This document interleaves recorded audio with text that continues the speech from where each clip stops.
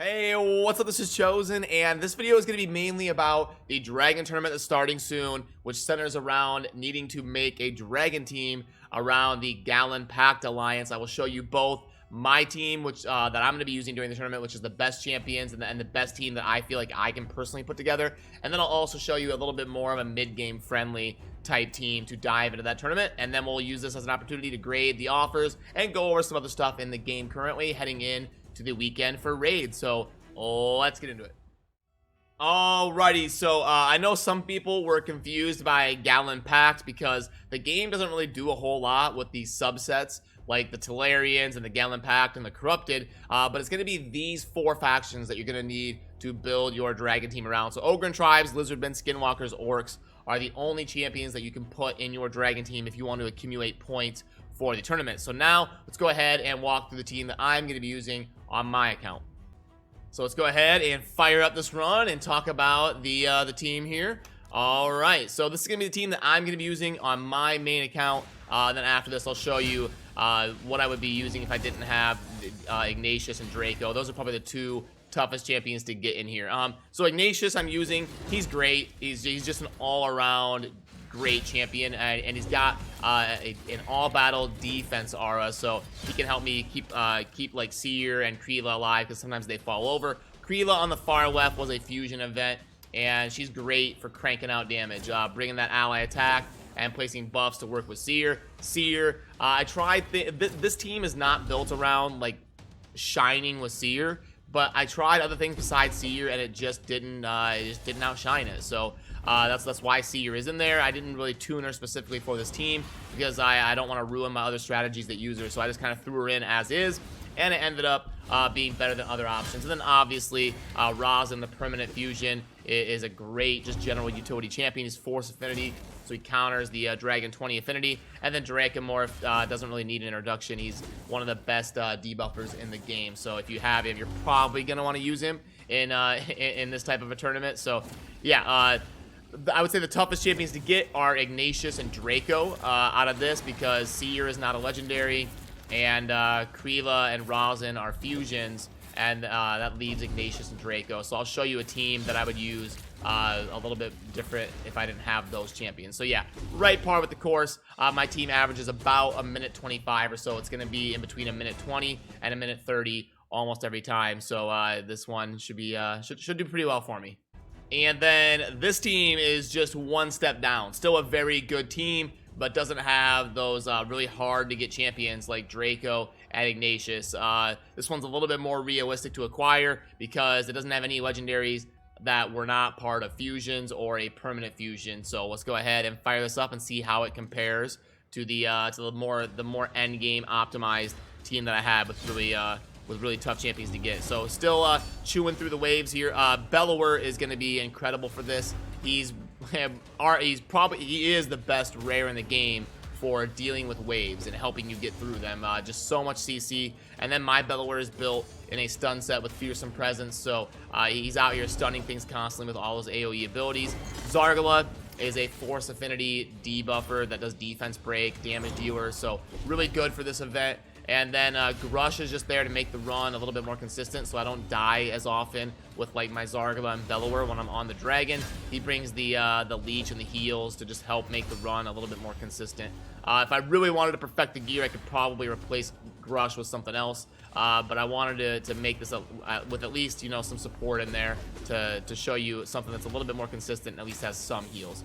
This will probably take, I don't know, maybe 30 seconds more on average. So if the other one averages about a minute 25, this one will average probably about a minute 55 or 2 minutes, somewhere in there.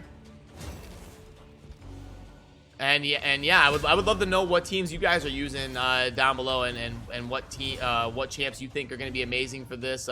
Again, it's going to be a few hours until we actually see the event come through and know exactly how it's structured and stuff. I really hope they structure the rewards on the right, the guaranteed side, a little bit better. I hope there's like a legendary book and a void shard up for grabs when you're gonna have events with special parameters in them like this, where people maybe need to invest in other champions or maybe need to book champions they otherwise wouldn't want to. I really hope there's some reward there for doing so, and the rewards on the right are a little bit more worth it than normal. So yeah, so this is gonna be somewhere around just over 2 minutes, it looks like. There's the Kreela ally attack. That leech is pretty handy from Grush. You can kind of help keep your team alive there. The bog down you see there from the rosin, in case some of you are newer, speed or turn meter things do not work on the dragon, so you're not able to steal the turn meter with people like Cold Heart or anything. It's not going to work on the dragon. So okay, 219. So yeah, about 40 seconds worse, 40 or 50 seconds worse, depending on the run of my more kind of end game team that featured the better champions in it. But this one would be totally viable if I didn't have the Draco and Ignatius. And then also remember to keep an eye on the Classic Arena Takedown and the Fire Night tournament that are going on. The Fire Night one should be more of a priority because it ends soon. If you need epic books, you're going to want to scoop that up and then pay attention to see if your group is realistic to win. Classic Arena Takedown, yeah, this looks like a pretty the Arena Takedown tournaments are typically a little bit easier to complete, but don't have as good of rewards. Like, they're not going to have a Void Shard or a Legendary Book typically in them. And then in the events, you're going to want to make sure and keep an eye on the Artifact Enhancement and be scooping up these rewards if you were wanting to, because it's a good time to make sure you're getting some of those artifacts upgraded. That one ends soon, so you're going to want to make sure and keep an eye on that. And then we've got the big thing going on is probably the Summon Rush, and that's going to be coinciding with the 10x that is going on for Battle, Hawkhorn, Shiramani, Warlord, Vrask, Mausoleum Mage, Captain Temela, and Cardinal. I've got a dedicated video on that. I think it's my most recent video besides this one, talking about the 10x and the events. If you're curious on checking that out, but if you're wondering about my general sentiment, usually save your shards for a 2x in my opinion. But if there's a champion you're really chasing and got your heart set on in here, then you could argue it might be worth it to pull some shards. But now let's go ahead and pull up the offer sheet and let's fire up this stuff here. Okay, so we've got this round coming through. Now these ones are both usually really good. I can tell here. I'll plug them in just for those of you that are curious. But these are typically some of the better shard offers that we get in the game. So let's go here and let's go here. Yeah, 2.21 on Void Shards. If you scoop those up and save them for a 2x, decent value there. Then on the left, I know you can't see it, but it is an Ancient Shard offer that grades out as a 3.0. So my sentiment usually when they send these live is that the offer on the left for the Ancient Shards is better for early to mid game players, and then the offer on the right for the Void Shards is better for end game players. Monthly pack is a really good one. You've got 2 more weeks to consider that one, but it does grade out as like a 2.3 or 2.5 or something, so it's a good one there. Divine Crit, no, you're not going to want that. Hey, Neo, come on, buddy. All right, and then, okay, free gift, sure, why not? A little bit of incentive to get you to go into the shop. Then we've got $40 right here, and 4 million. Energy 1,000. Gems, none. I don't know if you guys can hear Neo, but he's digging into stuff right now and causing a ruckus here. Okay, arena refills, and then 8 4-star chickens, and 5 5-star chicken, 3.0. Okay, now this one is pretty good. I used to be against these because the arena was so hard to farm, but now with all these bots in the arena, or not, I shouldn't call them bots. They're most of the time they're not bots, but we just refer to these easy accounts up in Gold 4 as bots. But now, I mean, there's teams up in Gold 4 with like 40,000 team power, so you can actually spend your tokens. It's a lot more realistic to do so. So this offer's actually pretty good in terms of for like a mid-game player progressing their account. That's some great haul progression, 4 million silver, a bunch of chicken, and some energy. So it grades out as a 2.97. The Mega Savings Pack. Let's see if it's actually Mega Savings here, if we get jebaited. We've got 750k.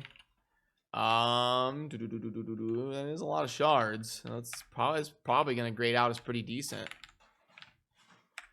3.0. Okay, So interesting. Yeah, actually some good offers. This one's tough.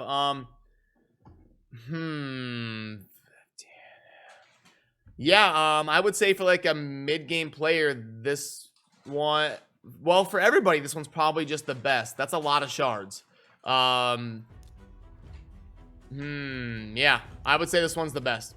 When you've got a 3.0 with shards, that's the one I'm going to give it to. So you've got kind of an upside chance there to progress your account. So that's my take on that. But yeah, the Mega Savings Pack, the Monthly Pack, the Event Advantage Pack, and the Special Offer Pack are all pretty good. So in terms of compared to offers that we usually see, this is actually one of the better days that I've seen in a while for the amount of like worthwhile offers compared to what we usually get. But yeah, that's gonna do it for this one, guys.